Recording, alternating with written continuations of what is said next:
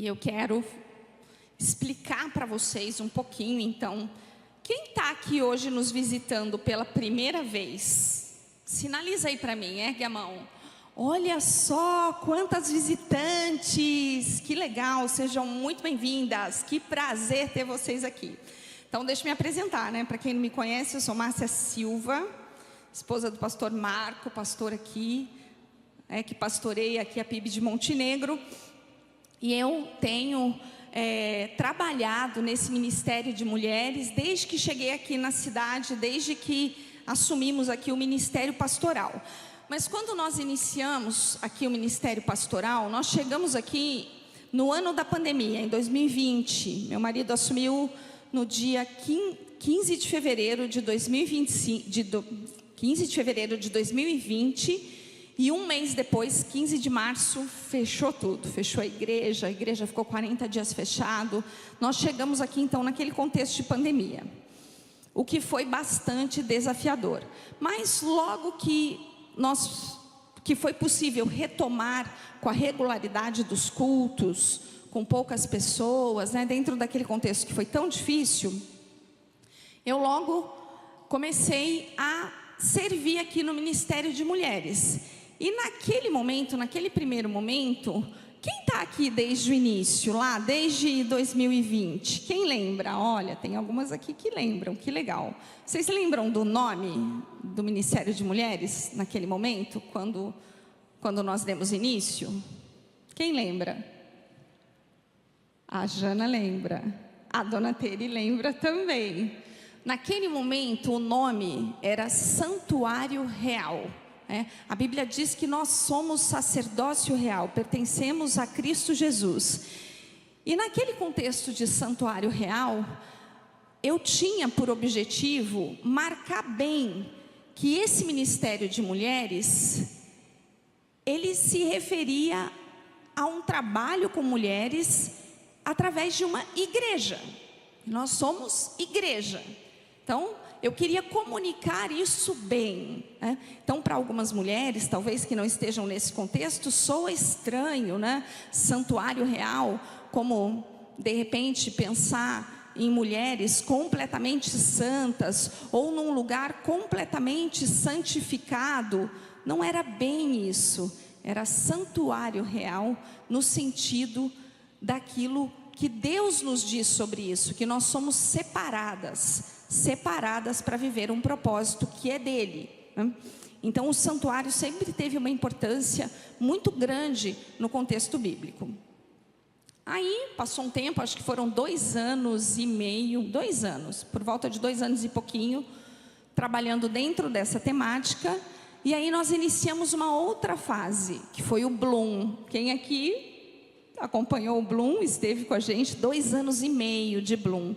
O Bloom, ele comunica o quê? Ele comunicava o quê? Uma mulher que se coloca de volta no jardim.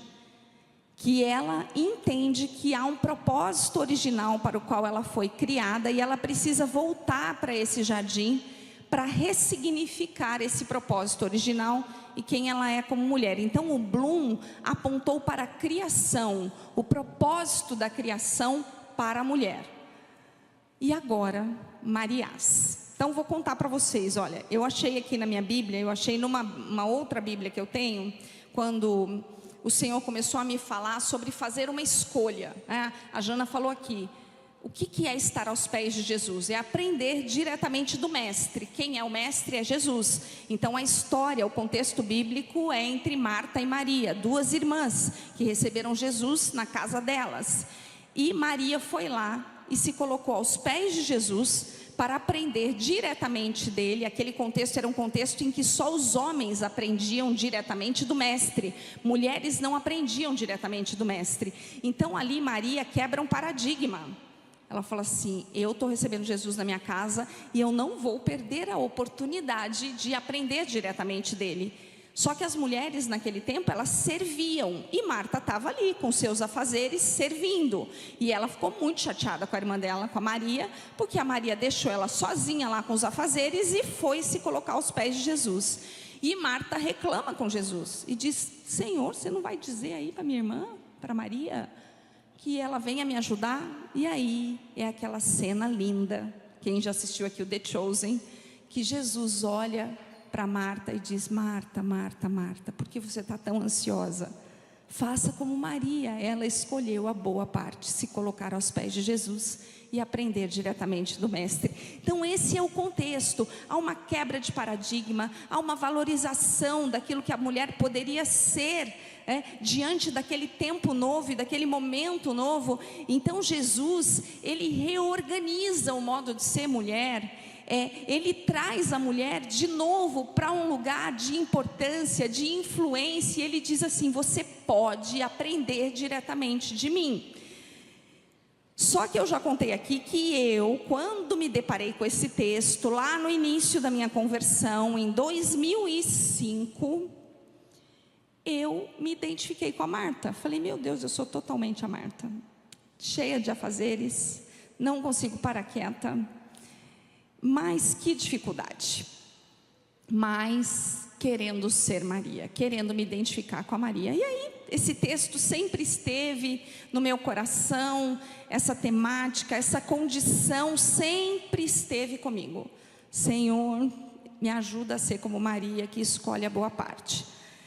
Em 2019, eu discipulava um grupo de mulheres lá na Alameda. Eram muitas mulheres, eu acho que eram mais de 10 mulheres que eu discipulava a vida delas diretamente. A gente aprendia juntas sobre a palavra, orava juntas, né? A igreja lá, Alameda, ela trabalhava com esse ministério. E em 2019 foi o primeiro ano que eu fiz um devocional, que eu faço desde 2019, que é sobre escolher uma palavra para dirigir o seu ano. E Deus vai trabalhar na tua vida através dessa palavra. E em 2019 foi a primeira vez que eu fiz esse exercício, e a palavra que Deus me deu foi herança, baseado lá no Salmo 16, né? Que Ele é a minha herança. E eu coloquei como texto-chave para esse trabalho com aquelas mulheres, se eu não me engano, eram umas 13 ou 15 mulheres. Apenas uma coisa é necessária: Maria escolheu a boa parte e essa não lhe será tirada. Esse cartãozinho aqui, eu fiz para todas as mulheres que eu discipulava naquela época. Eu não trabalhava com o Ministério de Mulheres, eu servia na minha igreja através do Ministério Casa do Oleiro, que vocês aqui conhecem, mas eu não trabalhava diretamente no Ministério de Mulheres. Eu servia na igreja, mas eu trabalhava e eu servia aquelas mulheres que eu discipulava. E eu entreguei um caderno para elas, dei de presente no início do ano de 2019, com esse marcador de página. Então, essa história de Maria, intencionalmente, fala ao meu coração há muito tempo, mas em 2019, isso se formalizou. E curiosamente, 2019 foi o ano, acho que foi o ano que eu comecei a trabalhar como psicóloga. 19, 20, 21, 22, 23, 24, 25... foi 2019. Eu me formei em 2018, e em 2019 eu comecei a trabalhar como psicóloga. E aí eu vivi uma crise, porque eu não era muito adepta das redes sociais. Eu tinha lá o Instagram, já contei essa história um montão de vezes, por causa da minha filha, Cauana. A Cauana está doente, não pôde estar aqui hoje, mas filha, está sendo transmitido o culto? Filha, beijo. Dorquinhas, beijo. E para quem está assistindo, beijo.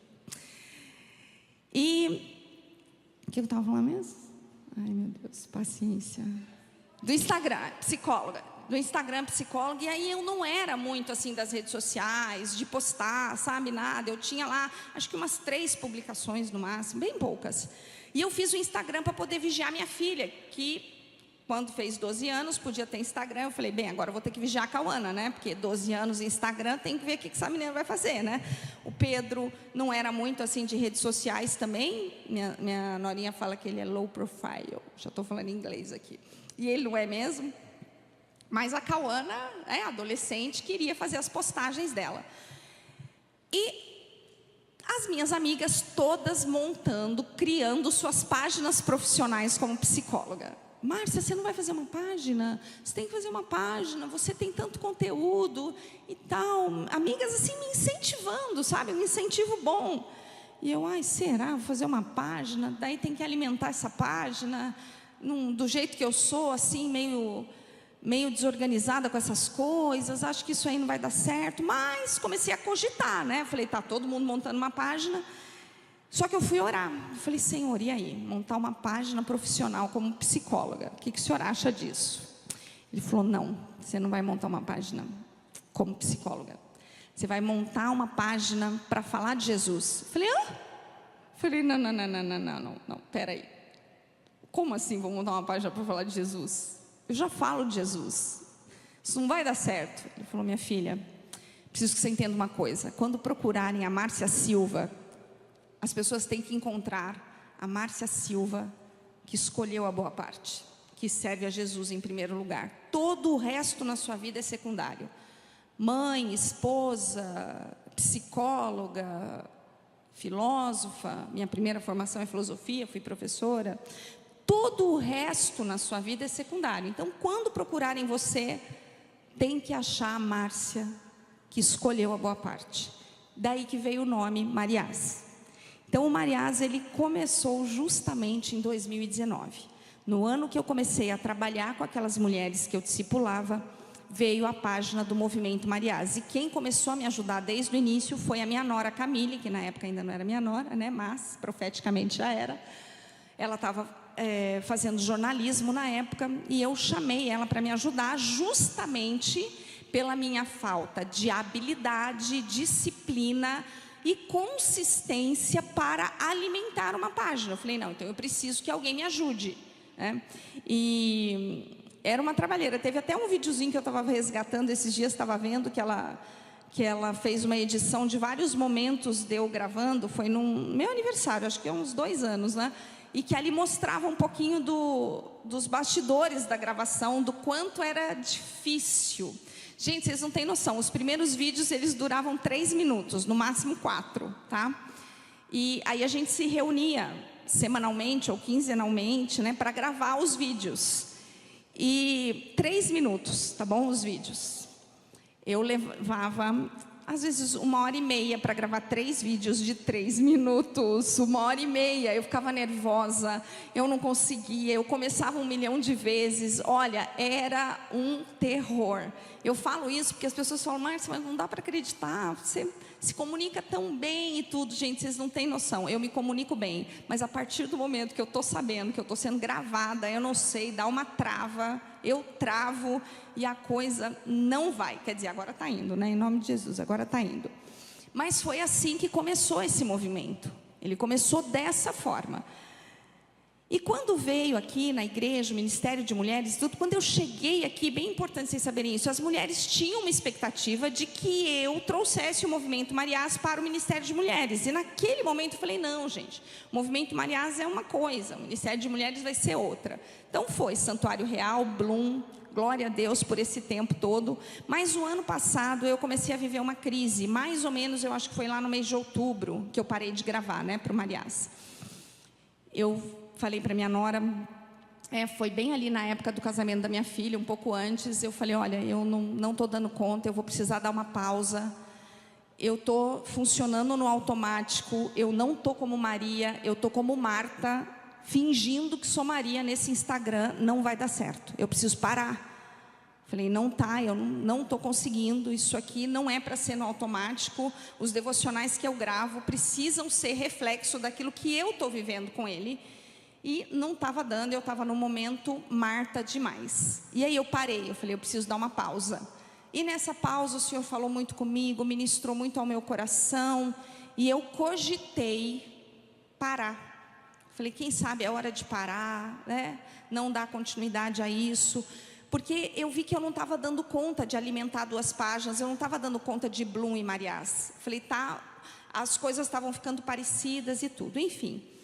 E aí veio esse ano começou, houveram algumas mudanças aqui na igreja. E o Senhor falou comigo, minha filha, agora é a hora do Mariás. Agora você vai escolher e vai dar continuidade a isso. E aquilo, aí eu reuni, né, a equipe. E aquilo fez muito sentido para mim. Eu falei, não, Senhor, eu entendo então que agora é. Eu me sinto, eu tenho comentado com as meninas, eu me sinto vestindo uma roupa que é minha, uma vestimenta que é minha. A cor azul é a minha preferida. Eu fiquei muito surpresa quando eu falei para minha nora, eu falei, tá, mas nesse momento novo vamos repaginar tudo. Falei para ela e para minha filha, porque são as duas que cuidam hoje da página do Mariás. Falei, eu quero repaginar tudo, então é um início novo. E aí eu fiquei muito feliz quando elas me mandaram a cartela de cores e a cor que sobressaía era azul. E não tive dúvida de que era de Deus. Azul é a minha cor preferida, sempre foi. Penso que é porque remete ao céu. Quando eu era criança eu gostava muito de olhar o céu. E aí eu me sinto assim, eu me sinto nesse momento vestindo uma roupa que é minha. E o Maria fala não só de uma condição existencial, não é só adentrar o santuário real ou ser santuário real, porque a Bíblia diz que nós somos templo do Espírito Santo, então nós somos esse santuário. Mas ser um santuário é uma condição existencial. Estar de volta ao jardim para florescer é uma condição existencial. Mas o Mariás fala de uma identidade, fala de um modelo de ser mulher. Entende a diferença? Eu preciso primeiro vestir essa identidade, desse modo de ser mulher, que aprende com o Mestre, que se coloca aos pés de Jesus, para viver um modo de ser mulher que agrada a Deus. E como consequência disso, eu sou um santuário real, eu estou de volta nesse jardim e eu vou florescer. Entendem a ordem das coisas? O que eu entendi é que realmente o Espírito Santo nos colocou num processo de viver uma condição existencial, mas agora Ele quer trabalhar fortemente na nossa identidade, amém? E aí eu preciso me identificar com alguém. O meu primeiro modelo precisa ser Jesus, mas como mulher eu posso me identificar com uma mulher que escolheu a boa parte, amém? Então o movimento Mariás, 19, 20, 21, 22, 23, 24, 25, vai fazer 6 anos em junho, né? Nós começamos os trabalhos em maio, eu lembro, porque foi o mês do meu aniversário, mas ele começou oficialmente em junho. Então nós estamos começando a participar de um movimento que já existe há 6 anos, amém? E agora você faz parte desse movimento, porque se o Espírito Santo trouxe você aqui hoje e Ele te trouxe, você está aqui porque você recebeu um convite, mas quem convenceu você a vir aqui não foi a amiga que te convidou. Quem te convenceu a estar aqui foi o Espírito Santo. Ele trouxe você até esse lugar, porque Ele quer comunicar algo ao teu coração. E aí eu estava orando na semana passada e falei, Senhor, e aí? Sobre o que o Senhor quer que eu fale nesse primeiro culto? O que o Senhor quer trabalhar na minha vida, para que eu possa comunicar para essas mulheres que vão estar nesse primeiro culto? E me veio uma mulher na mente, instantaneamente. Eu estava orando, instantaneamente me veio uma mulher sírio-fenícia. Eu falei, mulher sírio-fenícia? Sim, já li sobre essa mulher, não lembrava assim os detalhes, mas eu sabia que essa mulher estava na Bíblia dentro de um contexto em que ela se encontrou com Jesus. Eu falei, mulher sírio-fenícia. A primeira coisa que me veio à mente, mulher sírio-fenícia não era judia. Ela era de um outro povo daquela época. E aí, eu já fui logo procurar o texto, onde é que estava falando a história da mulher sírio-fenícia. E o que me chamou a atenção, e que eu entendi, não, a ordem foi, me falou, eu fui para a cozinha, o Marco estava lá, e eu compartilhei com ele. Eu falei, olha, eu estava orando, e eu estava perguntando para Deus, o que Ele quer que eu fale no culto das mulheres, e Ele me trouxe à mente a mulher sírio-fenícia. Me conta um pouco dela, me fala um pouco do contexto. Aí Ele me deu vários spoilers, me contou, me deu todo o contexto bíblico, né? Ser casada com um pastor tem as suas vantagens, e um teólogo da qualidade que ele é tem as suas vantagens. E aí ele me contou, e eu falei, puxa, eu acho que é isso mesmo, eu acho que é para eu falar sobre essa mulher. Mas aí eu fui para o texto, depois eu fui para o texto, e quando eu li o texto na Bíblia, eu não tive dúvida. Eu falei, é para eu falar sobre essa mulher, e vocês vão entender por quê. Então, olha, a mulher Ciro-fenícia.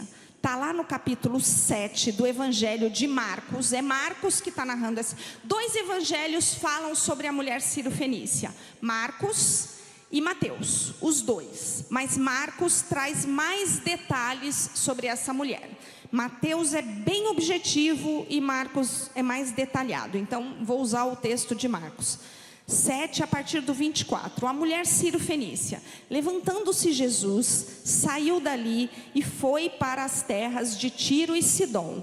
Tendo entrado numa casa, não queria que ninguém soubesse onde ele estava. Guardem isso, que a gente vai falar sobre isso, tá bom? Jesus foi para um lugar e ele não queria que ninguém soubesse que ele estava ali. No entanto, não pôde ocultar-se, quer dizer, não pôde se esconder ali, porque uma mulher cuja filhinha, e aqui fala filhinha, então quer dizer que devia ser uma menina jovenzinha, estava possuída de espírito imundo. Logo ouviu falar a respeito de Jesus. Ela veio e se ajoelhou aos pés dele. Quando eu li isso, eu não tive dúvida. É para eu falar sobre a mulher Ciro-fenícia. Porque a mulher Ciro-fenícia, quando ela foi até Jesus, ela não conhecia Marta, ela não conhecia Maria, ela não conhecia essa história, e ela se ajoelhou aos pés de Jesus.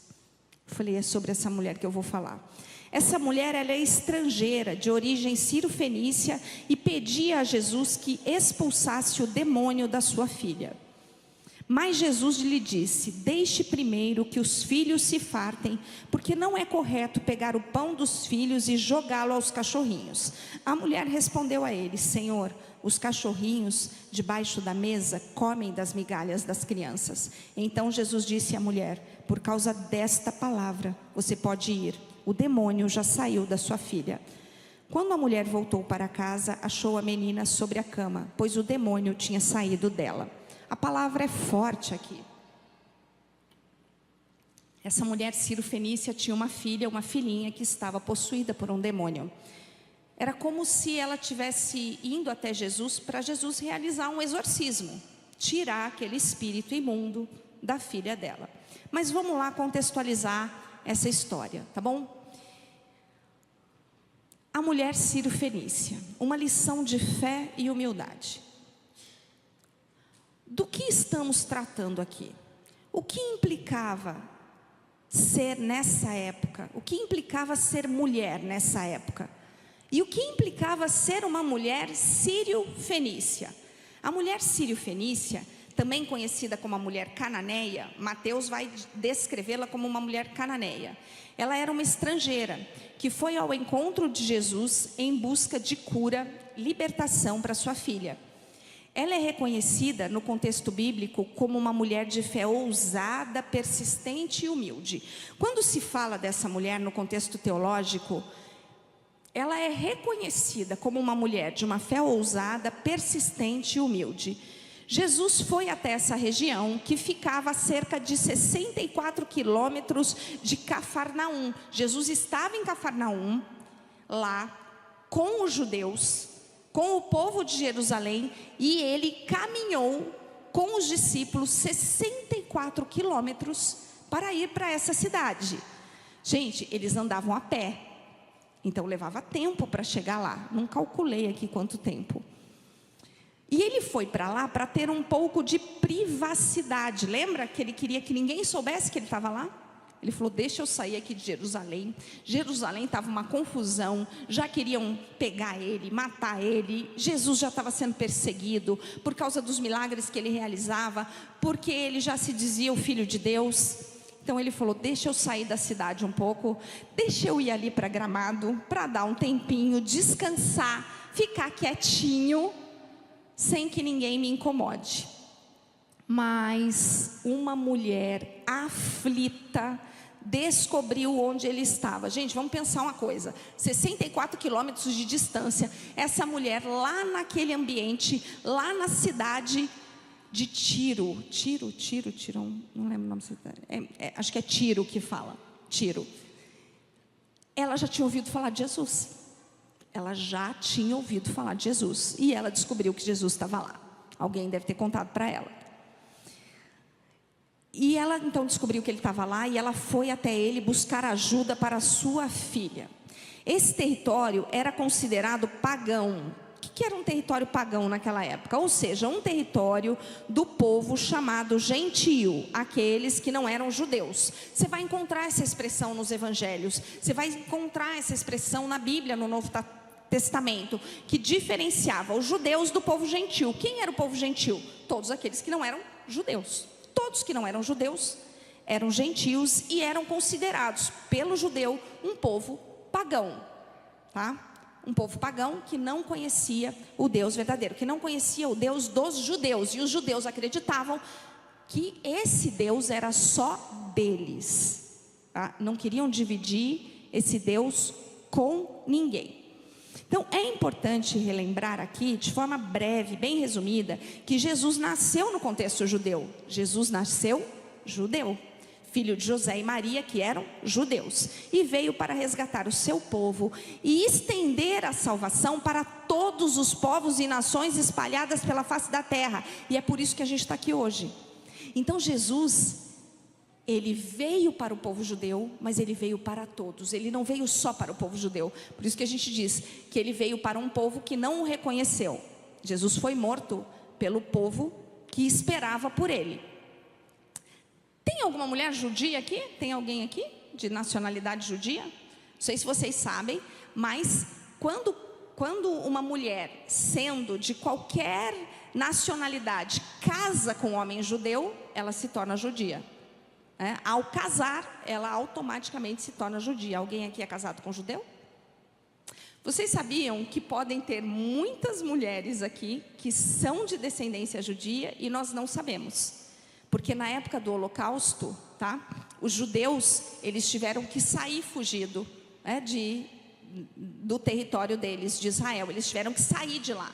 E ao sair de lá, eles saíram escondidos. Então eles não se apresentavam como judeus. Então quando a gente vai pesquisar historicamente isso, há sobrenomes que são ligados ao povo judeu. Na França, em Portugal, em vários países da Europa. Por quê? Porque esse judeu não podia se identificar como judeu. Então provavelmente tem muitas mulheres aqui do contexto judeu que não sabem que vieram dessa descendência. Mas, enfim, aquela mulher não era judia, ok? Então ela não pertencia a esse povo. Mas, se não somos judias, então nós somos gentias, como a mulher sírio-fenícia. Aqui eu já comecei a me identificar com a mulher sírio-fenícia. Eu falei, o que o Senhor quer falar comigo? Porque a promessa dele, num primeiro momento, não era para uma mulher sírio-fenícia. Não era para uma mulher que pertencia a uma outra, que tinha uma outra cidadania, que tinha uma outra nacionalidade. Havia muitos obstáculos no caminho dessa mulher. Em primeiro lugar, a sua nacionalidade estava contra ela, porque ela era gentia, ao passo que Jesus era judeu. E os judeus não se relacionavam com os gentios. Em segundo lugar, ela era uma mulher numa sociedade dominada por homens. Então, uma sociedade controlada por homens, uma mulher subserviente, uma mulher que não era contada, uma mulher que era irrelevante na sociedade. Aquele ambiente todo era dominado por homens. Em terceiro lugar, ela estava numa luta espiritual, porque um espírito imundo tinha assumido o controle da vida da filha dela. Em quarto lugar, os discípulos estavam contra ela, porque queriam que Jesus a mandasse embora. E o próprio Jesus parecia estar contra ela.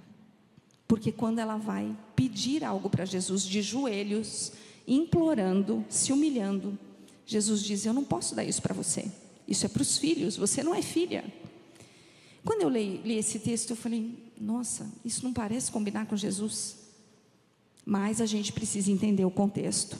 E aquilo que Jesus queria trabalhar com essa situação. Não era uma situação nada fácil, mas nenhum desses obstáculos a impediram de insistir na súplica pela ajuda que ela precisava para sua filha. Da primeira vez que a mulher pediu ajuda, Jesus nem respondeu. O texto vai dizer, nós vamos retomar lá o texto. Jesus nem respondeu, Jesus ficou quieto. Gente, imagina você chegar perto de alguém para pedir uma ajuda. Você já passou por isso? Você já passou? De você chegar perto de alguém para pedir uma informação, uma ajuda, qualquer coisa, e a pessoa finge que não está te ouvindo? Gente, não tem nada mais constrangedor do que isso. Eu fico com tanta vergonha que eu fico roxa. Eu quero que um buraco se abra e eu fico olhando assim para ver se alguém viu o mico que eu paguei.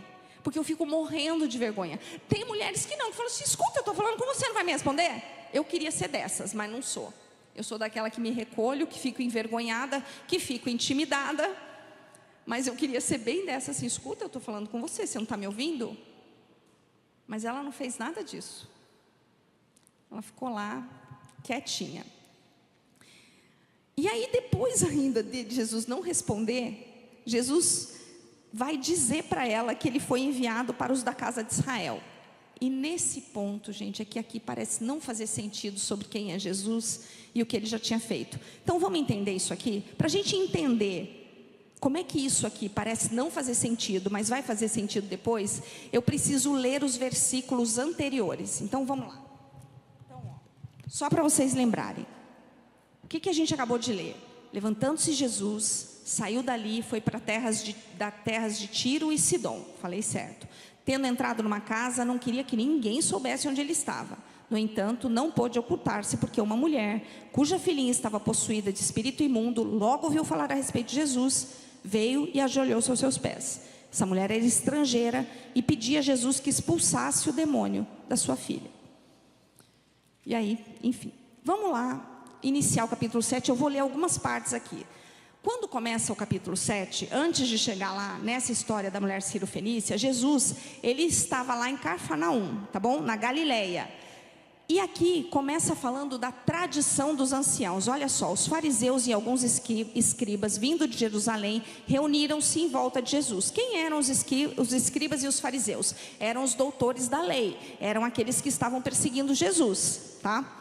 Eles viram que alguns dos discípulos de Jesus comiam pão com as mãos impuras, isso é, sem lavar. E para o judeu isso era muito grave. O judeu tinha que lavar as mãos para comer. Os judeus tinham que lavar as mãos, os pés para entrar em casa. Eles eram assim, haviam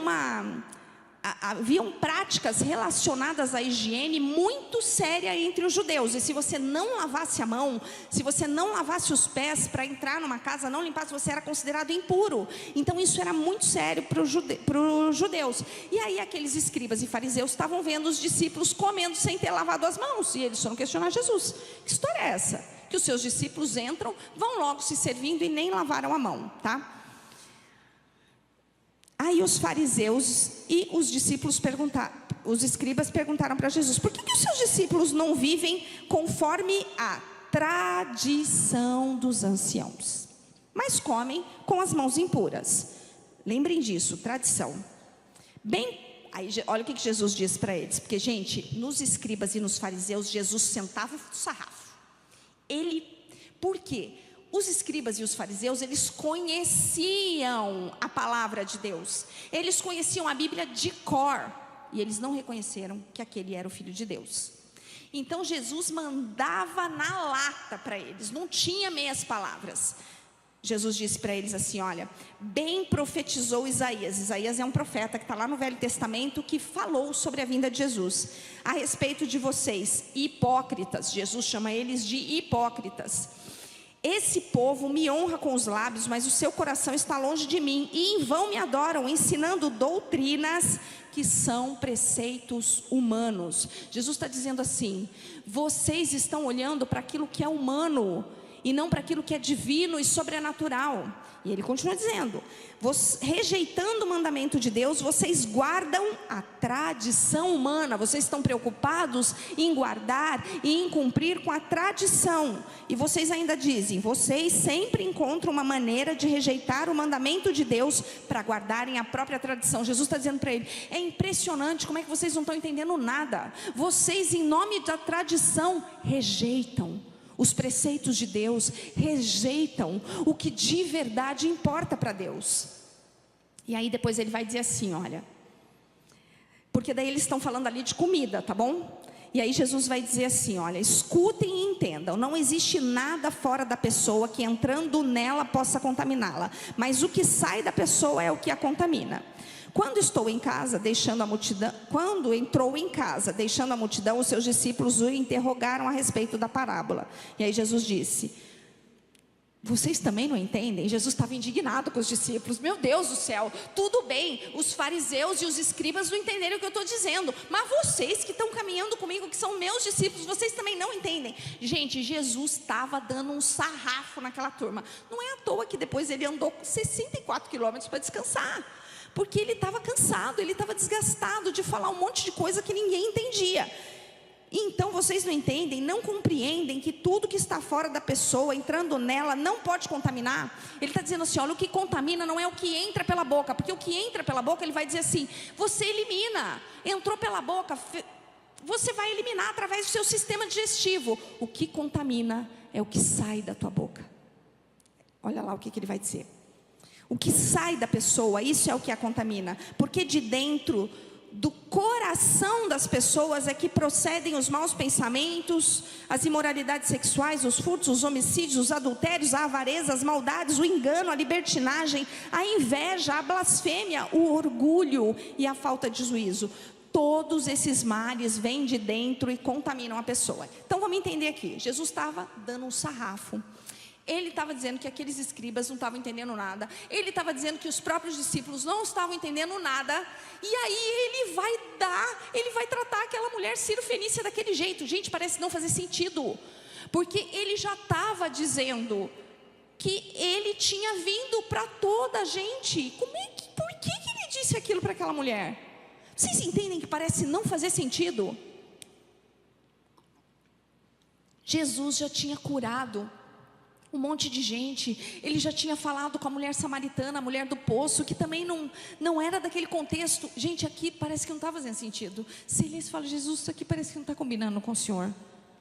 Mas tudo que Jesus faz tem um propósito, tudo que ele faz. Então, Jesus, o que ele faz? Ele confronta, ali ele confrontou a tradição. Ele confrontou usos e costumes. Você já parou para pensar no quanto às vezes as nossas tradições impedem a gente de realizar mudanças? Gente, vocês não têm noção de quando eu saí de São Paulo e fui para Curitiba. Eu vim para Curitiba, daí casei com um lagiano de Santa Catarina, tenho green card já em Lages, em Curitiba, meus filhos nasceram lá, e agora aqui no Rio Grande do Sul. Tem uma amiga minha que diz que eu sou a paulista mais gaúcha que ela conhece, e eu me reconheço já, porque eu descobri que ser gaúcho não é simplesmente nascer no Rio Grande do Sul. Ser gaúcho faz parte de você viver uma tradição, usos e costumes, de você se identificar com isso. E eu me identifico demais.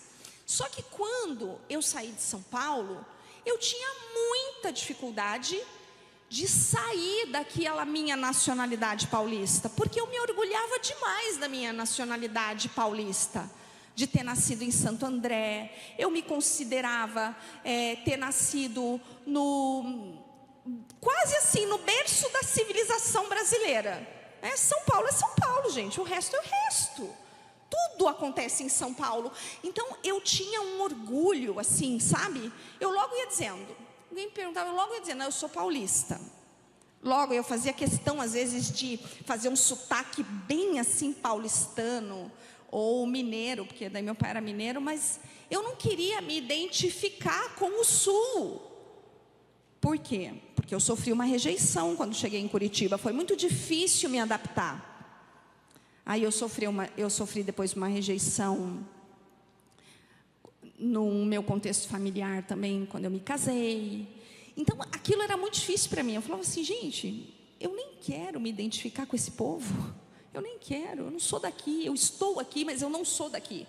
Então havia um orgulho dentro do meu coração, que me impedia de ver coisas que eu precisava ver.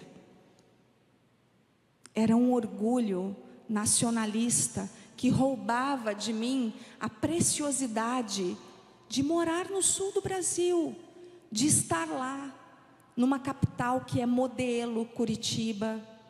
Eu dizia, que modelo que nada, que vocês não conhecem as padarias de São Paulo. Então assim, eu desconstruía o tempo todo tudo aquilo que se me apresentava. O nome disso é orgulho, que eu penso que era muito provavelmente o que estava acontecendo com aquela mulher Ciro-fenícia. Mas a filha dela estava precisando de ajuda. E pelos filhos a gente faz qualquer coisa, não é? Eu consigo lembrar de várias situações onde eu daria a minha vida pelos meus filhos. Quando meu filho ficou doente, depois quando a minha filha ficou doente, quase morreu, de uma crise de asma. Pelos filhos, nós mães, quem é mãe aqui, acho que já experimentou um pouco desse sentimento de leoa, de alguém que dá a vida, que faz qualquer coisa para resgatar a vida daquele filho. Mas ali Jesus confronta, através da tradição, quem somos. Então guardem isso. Jesus, Ele primeiramente confronta quem somos, antes de transformar a nossa identidade e conceder os desejos do coração. Aquela mulher tinha um desejo, mas Jesus confrontou ela com quem ela era. Olha, você é Ciro-fenícia. Você não tem direito a isso aqui. Não se trata de apenas fazer um reparo na ferida ou trauma, um reparo na injustiça, um reparo no pecado. Trata-se antes de saber o quanto desejamos sair dessa condição em que nos encontramos. Essa mulher, ela era uma estranha para o povo de Israel, mas porque ouviu falar de Jesus. Gente, ela ouviu falar de Jesus. Alguém falou para ela que Jesus estava realizando milagres lá em Jerusalém. Ela ouviu falar dele. Gente, não tinha carro, não tinha telefone, não tinha internet. Era tudo a pé. Era no boca a boca. E ela ouviu falar de Jesus. Ela não tinha nem encontrado Jesus. Ela não tinha nem visto Jesus. Mas ela ouviu falar. E por ouvir falar de Jesus, ela reconheceu o seu caráter messiânico. Por que ela reconheceu? Olha só o que ela diz para Jesus. Ela dirigiu-se a Jesus e ela disse: Filho de Davi. Filho de Davi é um título judeu. E na segunda vez ela se coloca aos seus pés e ela diz: Senhor, socorre-me. Ela chama Jesus de filho de Davi. Ela reconhece a linhagem dele, ela reconhece que ele é o Messias, e ela se coloca aos pés dele e ela diz: Senhor, me socorre. Só então Jesus vai falar. Depois que ela faz isso, ela se humilha, se coloca aos pés dele: Senhor, me socorre. Jesus vai falar para ela assim, olha, vai falar sobre alimentar em primeiro lugar os filhos, que é o povo de Israel, e não jogar a comida deles para os cachorrinhos. Gente, deixa eu fazer uma explicação aqui também, tá bom? Então, naquele contexto lá, tá bom? Quando se usava a expressão cachorrinho, cachorrinho era o cãozinho doméstico, que vivia dentro da casa, tá bom? Mas não é esse contexto que a gente vive hoje, ok? Não é. Então, os cães, eles eram considerados naquela época, então os cães bravos, eles não estavam dentro de casa, mas os cachorrinhos eram os cãezinhos domésticos, um pouco parecido com o que a gente vive hoje, mas não nesse contexto, tá? Então ali não havia, ali não ia caber uma briga assim: ah, mas o cachorrinho é como se fosse meu filho. Não, eles não viviam nesse contexto, tá bom? O cachorrinho naquela época era o cachorrinho, mas aquele era um cachorrinho doméstico, tudo bem? Só para a gente esclarecer aqui, para não polemizar, ok? É muito importante, quando a gente lê a Bíblia, a gente conhecer aquele contexto, porque senão a gente pode usar a Bíblia como pretexto para os nossos preconceitos. A gente precisa entender o contexto da época. É mais ou menos assim, por exemplo, eu fui professora de História, Filosofia e Sociologia durante 9 anos. Quando eu dava aula de História, Filosofia e Sociologia, eu tinha que contextualizar para os meus alunos aquela época, tá bom? Por quê? Porque senão a gente não vai entender o que estava acontecendo. Então eu não posso fazer um pré-julgamento numa situação em que o contexto era outro, entende? Então, só um adendo aqui. Jesus não estava chamando os gentios de cães, tá bom? Como faziam muitos judeus. Muitos judeus preconceituosos chamavam os gentios de cães, tá? Jesus não estava fazendo isso. Ele estava, na verdade, dando esperança para aquela mulher. E ela humildemente se apegou a essas palavras. Porque, gente, o que aconteceu com essa mulher? Ela não ficou ofendida. Quando Jesus falou assim, olha, o que eu tenho é para os filhos, não é para você. Você não é filha, você é Ciro Fenícia. Eu não posso dar para você o alimento que eu dou para os filhos. Eu não posso dar para os cachorrinhos o alimento que eu dou para os filhos. Gente, eu ia falar, tá me chamando de cachorra? Mas não é possível um negócio desse. Ofendida do jeito que eu já fui, eu levantava e ia embora. Falei, não, ouvi falar desse Jesus. A pessoa que me falou desse Jesus está completamente enganada. Esse homem é um preconceituoso, ele é igual a todos os outros. Ele trata a mulher como se fosse uma cachorra. Eu é que não vou ficar aqui falando com esse Jesus. Quem aqui junto comigo ia fazer isso? Acho que só eu, né? Acho que só eu. Na minha braveza antes, eu levantava e falava, mas olha, fica aí com seus discípulos e vou eu me embora procurar outro jeito de ajudar minha filha. Não foi isso que essa mulher fez. Ela não ficou ofendida. Ela foi muito inteligente. Ela soube discernir aquela situação. Ela não ficou ofendida. Ela usou as palavras do próprio Jesus. A resposta dessa mulher revelou que a fé dela havia triunfado. Ela não negou o lugar especial dos filhos. Ela não negou. Ela falou, Senhor, eu sei. Olha só o que o texto diz, gente. Ela diz assim, olha. A mulher respondeu, Senhor, os cachorrinhos debaixo da mesa comem das migalhas das crianças. Qual é o contexto aqui? As crianças davam das migalhas, da sobra do alimento para os cachorrinhos. Entende? Quem aqui já fez isso, gente? Está comendo alguma coisa e dá lá um pedacinho para o cachorrinho. As crianças faziam isso naquela época. E ela disse para Jesus, Jesus, os cachorrinhos debaixo da mesa comem das migalhas das crianças. Ela quis dizer assim, Senhor, está tudo bem, eu não sou filha, eu não pertenço a esse povo, eu já sei, eu sou Ciro Fenícia, eu não sou judia. Eu sei que eu não tenho os mesmos direitos que os filhos, mas se o Senhor me der uma migalha, igual as crianças dão para os cachorrinhos, se o Senhor me der uma migalha sua, vai significar algo grandioso na minha vida. Não tem problema, eu fico com a migalha. Se ela vier do Senhor, eu fico com a migalha. Gente, vocês têm noção de que grau de humildade é esse? Jesus estava trabalhando no orgulho dessa mulher. Ele precisava pôr à prova. Ele precisava pôr à prova. As mulheres naquela época, elas eram feridas demais, rejeitadas demais. E ela está dizendo assim, Senhor, se vier da tua mão, até a migalha, tá bom, me dá dessa migalha. Lembram daquela mulher que foi curada do fluxo de sangue? Aquela mulher falou, Senhor, ela falou assim, se eu apenas te tocar. Jesus não precisava nem dizer para ela, seja curada. Jesus não precisava nem olhar para ela. Ela falou, se eu tocar nas vestes dela, eu vou ser curada. Gente, vocês têm noção do tamanho da fé que é isso? Do tamanho da certeza de que Jesus pode fazer o que Ele disse que pode fazer? E diante disso, Jesus vai dizer para ela, por causa dessa palavra, você pode ir. O demônio já saiu da sua filha. E quando a mulher voltou para casa, a menina estava sobre a cama, curada, liberta, porque o demônio tinha ido embora. Ela não deixou que nada impedisse ela de buscar aquilo que ela tinha ido buscar.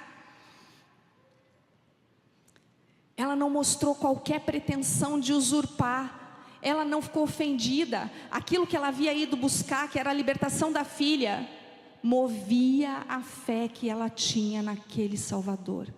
Ela acreditava que ele podia fazer. O coração de Jesus deve ter se enchido de alegria ao ouvi-la usar palavras que ele mesmo havia proferido para a base do seu pedido. Ele disse: eu não posso dar o alimento, eu não posso dar aquilo que é para os filhos, eu não posso te dar.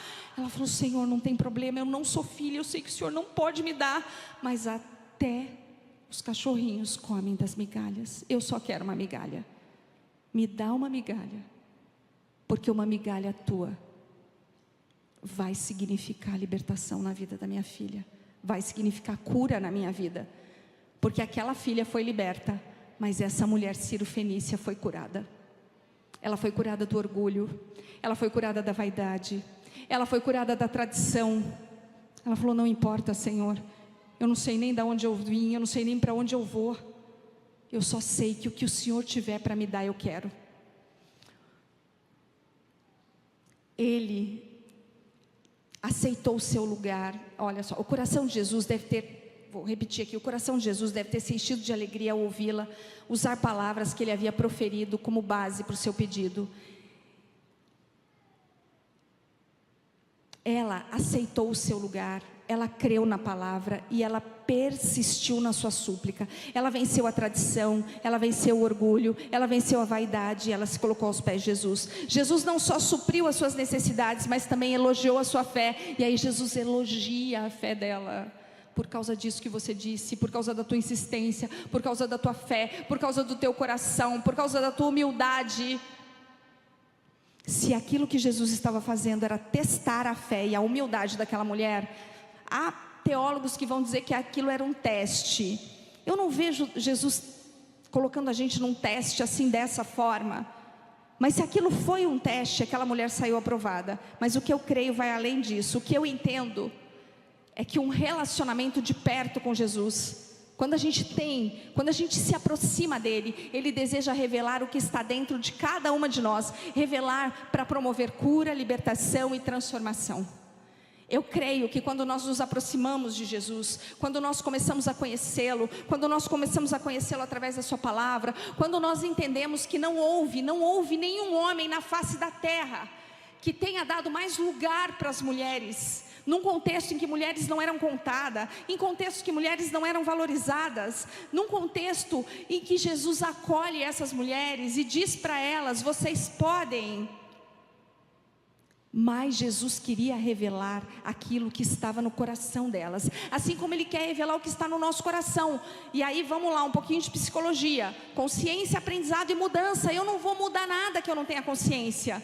Como é que eu ia mudar? Como é que eu ia tratar o meu orgulho com relação lá à minha nacionalidade, com relação ao lugar onde eu nasci, e aceitar o novo que Deus tinha para mim?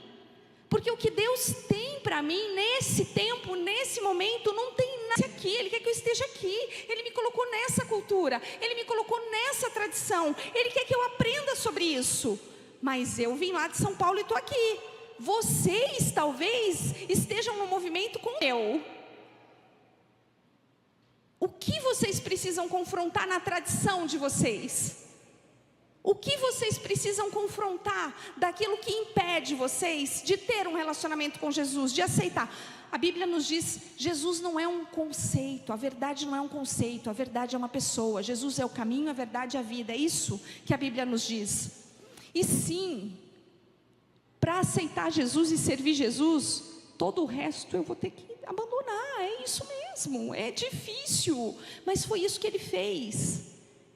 Ele morreu por cada uma de nós. Ele abandonou o lugar dele ao lado do Pai. Ele estava lá junto com o Pai. E ele veio para cá como homem, sujeito a todas essas questões humanas que são tão difíceis. Ele foi humilhado, ele foi cuspido, ele foi chamado do rei dos Beuzebus. Falaram para ele que ele curava e que ele expulsava demônios em nome de Beuzebu, que não era Deus fazendo aquilo. Negaram Ele, mataram o nosso Jesus. E Ele se submeteu a tudo isso para que nós pudéssemos hoje ter vida e viver essa vida livre. Mas sim, vai custar alguma coisa da gente. Servi-lo, estar aos pés dEle, é abrir mão do resto. É um relacionamento só com Ele. É como num casamento.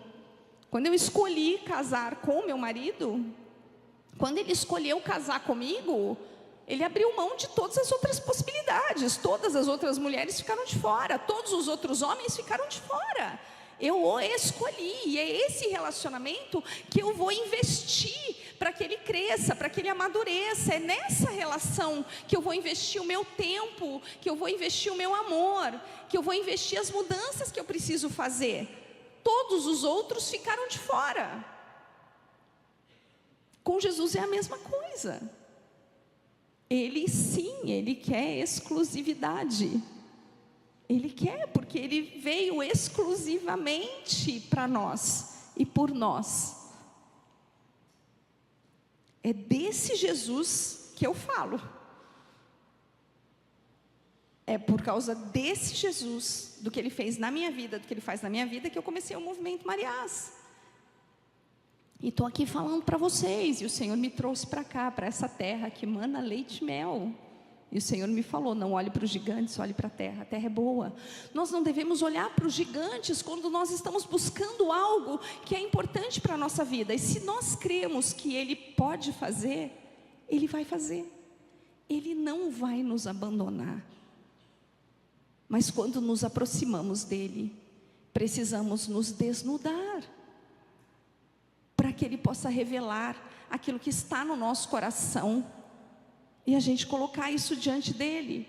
Eu me identifiquei demais com essa mulher Ciro-Fenícia. Falei, Senhor, eu já fui exatamente essa mulher. Orgulhosa, apegada às tradições, aos hábitos e costumes do meu tempo. Tão difícil abrir mão dos hábitos e costumes do nosso tempo. Senhor, eu vivo numa época em que a mulher conquistou tantas coisas, e agora o Senhor quer que eu me humilhe, que eu me coloque aos seus pés para aprender de Ti. Tá, mas se eu não for aprender dele, eu vou aprender de quem? Você já parou para pensar que há mestres na nossa vida?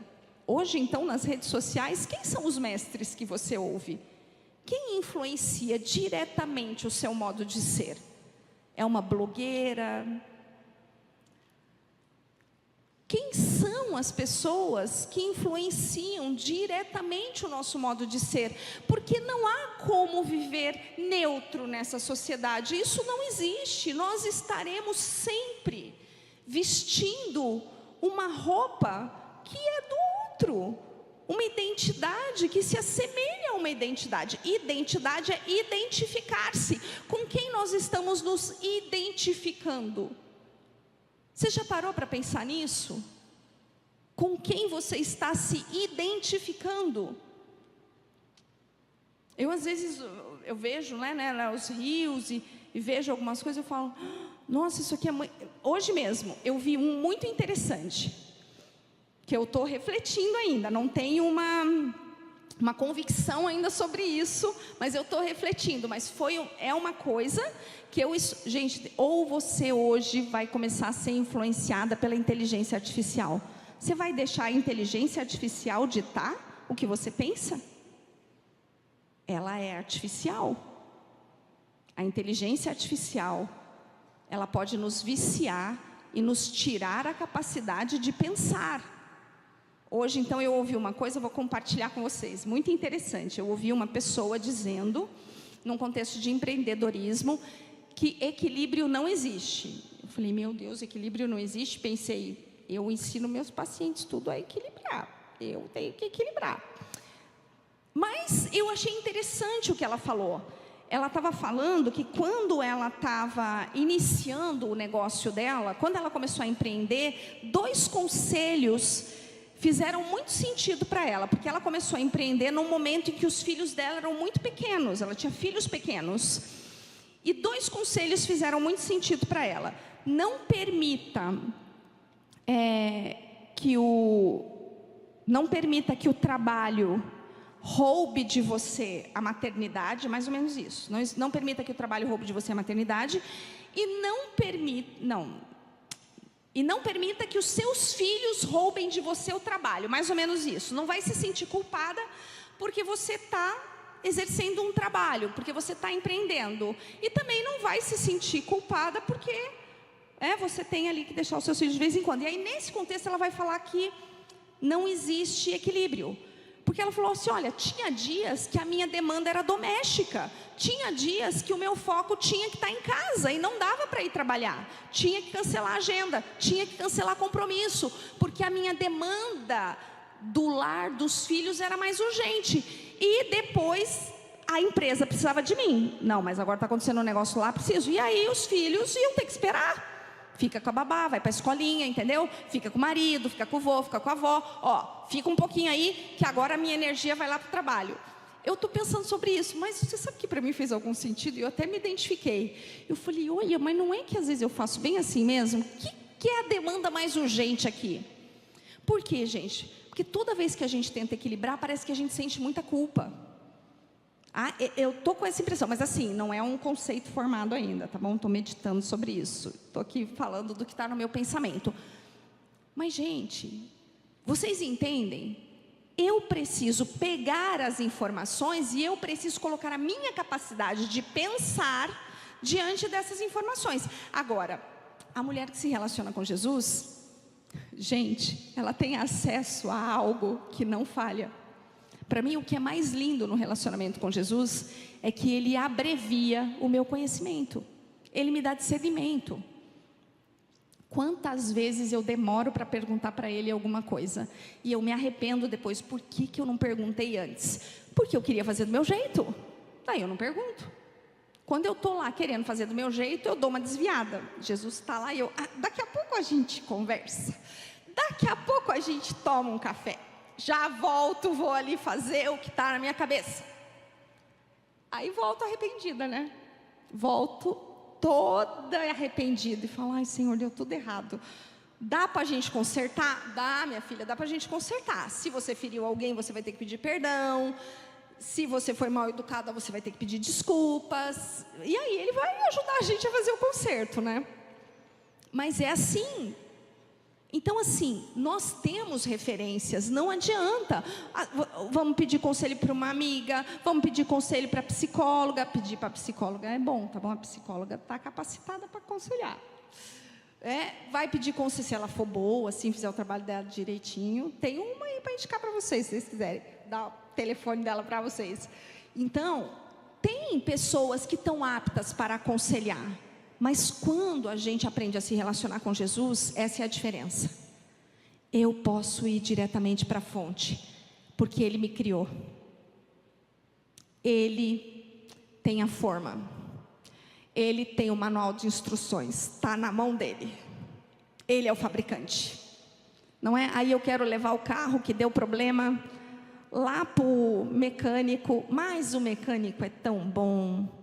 Aí levo para o mecânico que é tão bom, vou gastar 2 vezes, né? Porque daí depois vou ter que levar para a concessionária que tem o manual, que sabe como fazer o negócio. Por que a gente não vai direto para quem tem o manual do fabricante? Mas essa luta é normal, tá bom? É a luta da carne contra o espírito. O apóstolo Paulo disse, aquilo que eu quero fazer eu não faço, o bem que eu quero fazer eu não faço, e o mal que eu não quero é esse o que eu faço. Está tudo descrito aqui, gente. Quanto mais eu leio, mais eu me apaixono. É o meu livro, é o livro que eu mais amo. Eu tenho várias traduções, várias linguagens. E eu já fui uma pessoa que falava da Bíblia, né? Meu marido sempre teve a Bíblia como livro de cabeceira, desde que a gente casou. E ele lia a Bíblia para mim. E a minha fala era bem orgulhosa. Eu falava, mas eu acho que a Bíblia não serve nem para livro de história. Eu não gosto de dizer isso, mas hoje em dia me dói dizer isso que eu dizia, né? Não é tão simples assim a gente dizer de algo que já fez parte da nossa vida e que hoje a gente se envergonha disso. Mas eu digo só para vocês entenderem quem eu já fui e como eu funcionava. Eu dizia que a Bíblia não servia nem para livro de história, porque não tinha ordem cronológica, então era muito difícil de entender. Era essa Márcia que eu era. E se eu tivesse continuado desse jeito, certamente eu não estaria aqui, certamente eu não estaria mais casada, certamente eu não viveria o que eu vivo hoje. E tem muitas lutas na minha vida, tá bom? Gente, o Evangelho não é simples. Na verdade, o evangelho é simples, ele é bem simples, mas ele não é tão fácil, tá?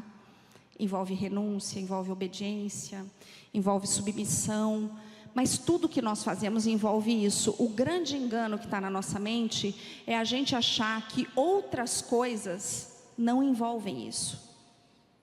Há algum contexto, há alguma ideologia, há alguma referência, eu vou estar me submetendo. Alguém eu vou estar copiando.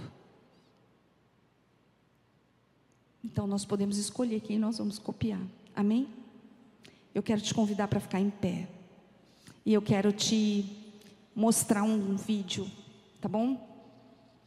Um videozinho, quero que você veja esse vídeo. De uma cena do The Chosen. Você está ansiosa e inquieta com muitas coisas. E não é à toa. Você tem boa intenção, e isso é importante. Mas apenas uma coisa é imprescindível. A melhor maneira de me servir é prestar muita atenção às minhas palavras. Essa é a prioridade. Mas escute. Eu não quero que se distraia da chance que você tem de estar aqui comigo. Eu estou convidando vocês para uma coisa melhor. Sentar-se aos meus pés, ouvir atentamente as minhas palavras e devorá-las como uma refeição mais nutritiva do que comida de verdade. Sua comida, os pratos, eles são maravilhosos, mas eles vão passar com o resto deste mundo. As minhas palavras jamais passarão.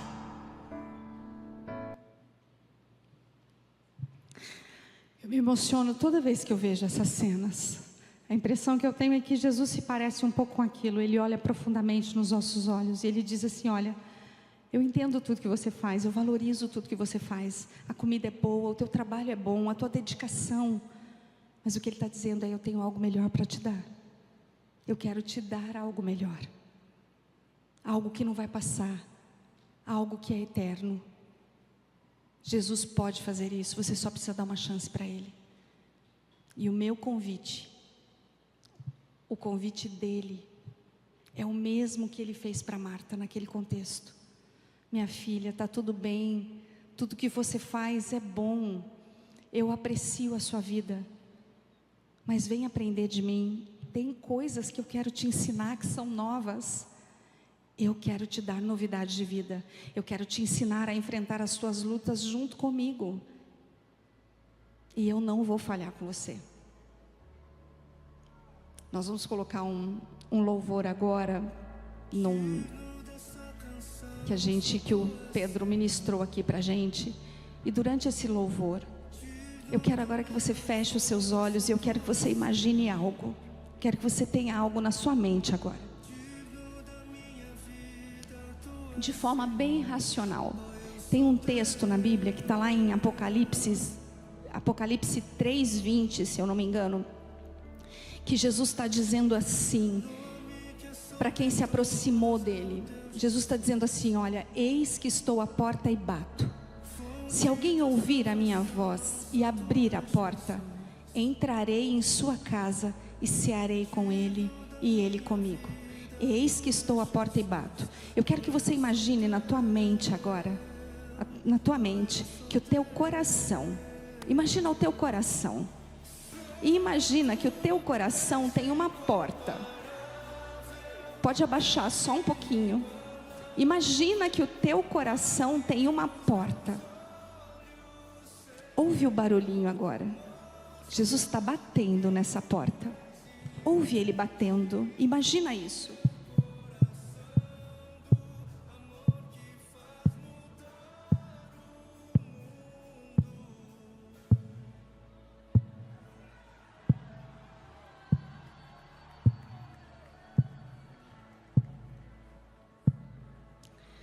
Você quer abrir essa porta?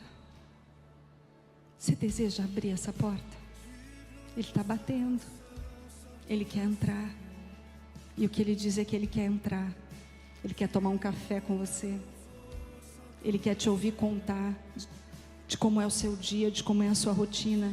Ele quer ouvir as suas necessidades. Mas para isso você precisa deixar Ele entrar.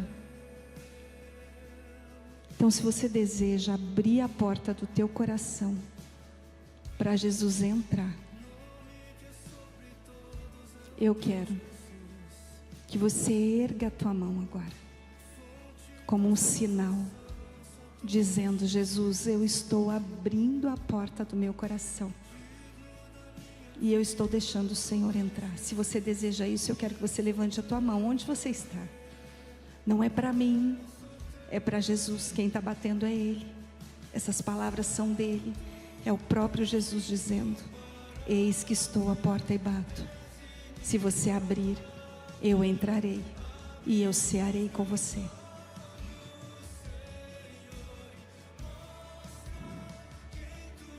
Agora, visualize Ele entrando. Visualize Ele entrando, sentando pertinho de você e dizendo: filha, eu estou aqui. Pode me falar, pode me pedir, pode me contar todas as suas coisas. Eu tenho todo o tempo do mundo para te ouvir. Eu não vou interromper a tua fala. Eu tenho todo o tempo do mundo para ouvir tudo que você quiser me falar, tudo que você quiser me pedir, tudo que você quiser colocar diante de mim. Eu tenho muita coisa para te ensinar. E eu quero te agradecer, porque você abriu a porta e me deixou entrar. Agora eu estou do lado de dentro. Eu não estou mais do lado de fora. Eu estou do lado de dentro. Amém? Agora você vai orar comigo assim: Jesus, obrigada, porque o Senhor insiste. Obrigada, porque o Senhor bate muitas vezes. Obrigada, porque o Senhor deseja ter um relacionamento comigo e mudar a minha história. Jesus, eu quero aprender de Ti. Me ensina o que eu não sei. Coloca um amor no meu coração e um desejo de Te conhecer através da Tua palavra. Senhor Jesus, eu reconheço que muitas vezes eu não sei nem por onde começar, mas eu confio que o Senhor pode me ensinar. Obrigada por estar aqui. Obrigada por essa chance. Eu não vou desperdiçá-la. E hoje eu decido escolher a boa parte. Em nome de Jesus. Amém. Amém. Que bom. Eu fico muito feliz. Eu consegui ver Jesus entrando por muitas portas hoje. E olha, eu estou nessa caminhada há quase 20 anos. Jesus tem tido muita paciência comigo. Não é fácil, mas ela é possível. Amém? E nós estamos aqui para te ajudar.